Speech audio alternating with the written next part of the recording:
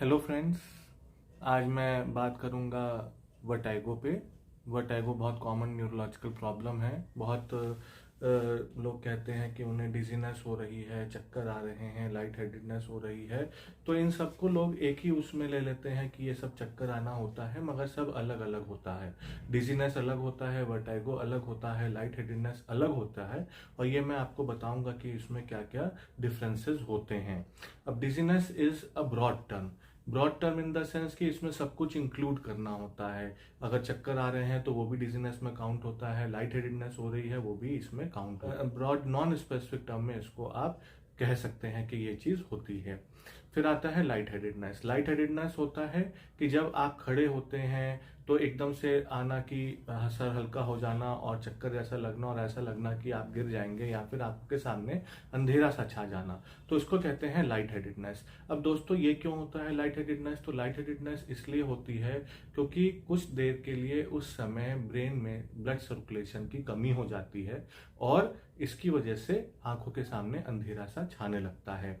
तो ये जनरली होता है कि ब्लड प्रेशर एकदम से डाउन हो जाता है। इसको कहते हैं ऑर्थोस्टैटिक हाइपोटेंशन, मतलब खड़े होने पे ब्लड प्रेशर का डाउन हो जाना, जिसकी वजह से पूरी ब्लड सप्लाई ब्रेन को नहीं मिलना और उसकी वजह से चक्कर आना और अंधेरा छा जाना। तो इट इज लाइट हेडेडनेस। अब दोस्तों वर्टाइगो क्या होता है? Vertigo is a term used for spinning, any kind of spinning. तो स्पिनिंग हो सकती है जिसमें चक्कर स्पिनिंग को जैसे सर घूमना, उसमें ये दो चीजें होती हैं, या तो लगता है कि हम घूम रहे हैं या फिर लगता है कि हमारी सराउंडिंग्स हैं वो घूम रही हैं। तो इन दोनों को ही इंक्लूड कर देते हैं वर्टिगो में। अब वर्टिगो कई प्रकार के होते हैं जिसको क्लासिफाई किया गया है। तो ये फिजियोलॉजिकल भी हो सकता है और पैथोलॉजिकल भी हो सकता है। फिजियोलॉजिकल इस सेंस में होता है कि जब हम बहुत ज्यादा चक्कर लगाते हैं या डांस करते हैं या गोल गोल घूमते हैं तो फिर चक्कर आ जाता है एकदम से, तो लोग कहते हैं कि उल्टा घूमना चाहिए जिससे चक्कर ना आए। तो ऐसा क्यों होता है? ऐसा इसलिए होता है क्योंकि हमारा बैलेंसिंग ऑर्गन बॉडी का जो होता है वो होता है कान, ईयर्स। तो ईयर्स की वजह से डिसबैलेंस, अगर आप ज्यादा ज्यादा घूमेंगे तो ईयर को सेंसेशन पता नहीं चलता है। उसके जो प्रोप्रियोसेप्टिव सेंसेशंस होते हैं वो डिसऑर्गेनाइज हो जाते हैं, जिसकी वजह से चक्कर आने लगते हैं। दूसरा हमारा है कि पैथोलॉजिकल। पैथोलॉजिकल का मतलब ये हुआ कि कोई ना कोई डिसऑर्डर है जिसकी वजह से चक्कर आ रहे हैं। अब क्या क्या डिसऑर्डर होते हैं जिनकी वजह से चक्कर आते हैं? तो ear problems are a very common cause of vertigo, because जैसा कि मैंने पहले भी कहा कि कान में जो बैलेंसिंग ऑर्गन्स होते हैं वो कान में होते हैं, जिनको वेस्टिबुलर अपैरेटस कहते हैं। तो एक तो ये कारण है। दूसरा कॉमन कारण है हाई बीपी। ब्लड प्रेशर का एकदम से बढ़ने की वजह से भी चक्कर आने लगते हैं, तो एक ये कॉज होता है। थर्ड हमारा कॉज होता है विजन। अगर आंखों का विजन अफेक्टेड है, अगर जैसे किसी को चश्मा लगाना है वो चश्मा नहीं लगाते हैं, उनका विजन पूरा नहीं है सही से, तो फिर इसकी वजह से भी चक्कर आ सकते हैं। And fourth common cause is brain involvement, तो उसको कहते हैं सेंट्रल इन्वॉल्वमेंट, सेंट्रल पैथोलॉजी। तो उसमें हो सकता है कि ब्रेन स्टेम में या जो हमारा छोटा दिमाग होता है पीछे, जिसको सेरिबेलम बोलते हैं, उसमें अगर कुछ डिसऑर्डर हुआ है तो उसकी वजह से भी चक्कर आ सकते हैं, डिसबैलेंस हो सकता है और पेशेंट गिरता रहता है और लगता है कि ऐसे वो गिर जाएगा। तो ये तो हमारा एक क्लासिफिकेशन हुआ पैथोलॉजिकल और फिजियोलॉजिकल।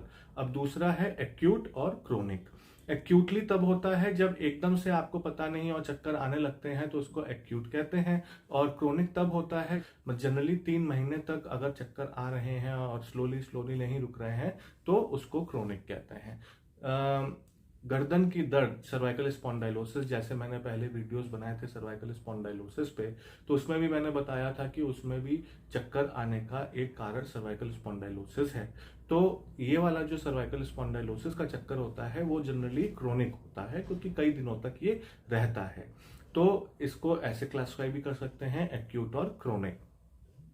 फिर थर्ड जो हमें क्लासिफाई वर्टाइगो को करते हैं वो होता है हमारा पेरिफेरल और सेंट्रल। जैसे कि मैंने अभी आपको बताया कि सेंट्रल में ब्रेन इन्वॉल्वमेंट होता है और पेरिफेरल में ईयर इन्वॉल्वमेंट होता है। तो इस वजह से इसको क्लासिफाई किया गया है, जिससे पेशेंट्स के सिम्टम के अकॉर्डिंग हम लोग डिसाइड करते हैं कि क्या ज़्यादा उम्मीद लग रही है तो उस हिसाब के फिर फर्दर इन्वेस्टिगेशंस हम लोग सजेस्ट करते हैं। अगर हमें लगता है कि नहीं ये सेंट्रल इन्वॉल्वमेंट ज़्यादा लग रहा है, मतलब कुछ ब्रेन का इन्वॉल्वमेंट है, तो फिर हम सजेस्ट करते हैं उस पेशेंट को एमआरआई कराने के लिए।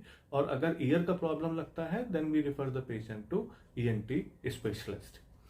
अब चक्कर आ रहा है उसके लिए क्या करना चाहिए?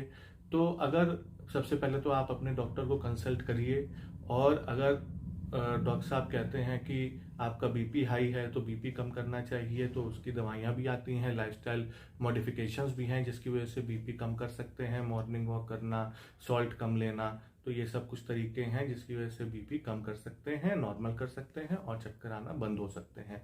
अगर आई की प्रॉब्लम लगती है तो यू शुड वियर स्पेक्स, जैसा कि आपको एडवाइस किया गया है बाय एन ऑप्थेल्मोलॉजिस्ट।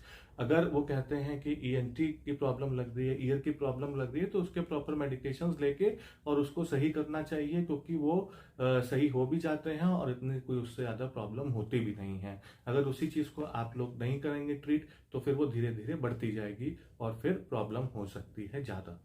अब सेंट्रल सिस्टम का जो है, नर्वस सिस्टम का, तो उसमें ब्रेन का इन्वॉल्वमेंट होता है।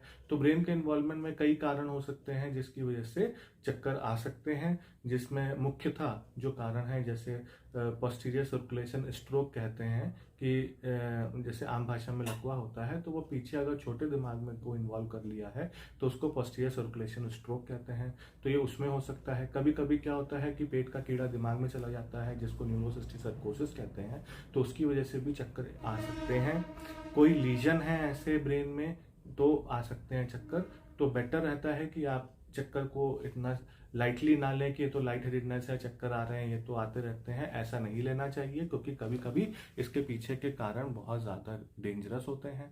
और सही समय पे, समय रहते अगर आप लोग ने इलाज कराया तो बहुत से पेशेंट्स इसमें पूर्णतः सही हो जाते हैं। कभी कभी चक्कर ऐसे भी होते हैं जिसका कोई कारण नहीं मिलता है मगर चक्कर आते हैं, तो उसको बिनाइन पोजिशनल पैरोक्सिस्मल वर्टाइगो कहते हैं, BPPV। तो इसमें क्या होता है कि किसी एक पोजीशन में जब सर होता है हमारा तो उस वजह से तो उस पोजीशन पे चक्कर आते हैं। ये इसलिए होता है क्योंकि कान के अंदर हमारे कैल्शियम डिपोजिशन हो जाता है जिसको ओटोलिथ ऑर्गन्स कहते हैं। तो उसमें कैल्शियम का मूवमेंट हो जाता है एक पोजीशन पे से दूसरी पोजीशन में। तो जब उस पोजीशन में सर रहेगा तो इसलिए चक्कर आ सकते हैं। तो ऐसे में क्या करना चाहिए? ऐसे में जनरली चक्कर रुक जाते हैं। अगर आपका हेड आपकी बॉडी से 30 डिग्रीज पे हो तो जनरली चक्कर आना रुक जाते हैं। और चक्कर के ट्रिगरिंग फैक्टर्स होते हैं, जैसे मैंने बोला एक तो हाई बीपी होता है, तो stress is a trigger factor for these people. जिनका चक्कर का कारण हाई बीपी है तो स्ट्रेस ज़्यादा नहीं लेना चाहिए, जो नॉर्मल एक्सरसाइज है उससे ज़्यादा एक्सरसाइज नहीं करनी चाहिए, और डेली रूटीन वर्क जो है उससे ज़्यादा एक्सेसिव आपको नहीं करना चाहिए। अच्छी स्लीप लेनी चाहिए। और tea and coffee are also trigger factors for some people for vertigo. तो अगर आपके वो ट्रिगर फैक्टर्स हैं तो उसको अवॉइड करना चाहिए। आशा करता हूँ दोस्तों ये मेरा वीडियो आपको पसंद आया होगा और आपको नॉलेज हुई होगी वर्टाइगो के बारे में, इसको कैसे रोकथाम करनी है, इसके क्या कॉजेज होते हैं। तो अगर आपको ये पसंद आया हो तो प्लीज़ मेरा वीडियो सब्सक्राइब करें और ज़्यादा से ज़्यादा लोगों में शेयर करें, जिससे बाकी लोगों को भी इसके बारे में नॉलेज हो और मेरा ये प्रयत्न सहायक रहे आप लोग को सुरक्षित रखने में और हेल्दी रखने में। जय हिंद, जय भारत।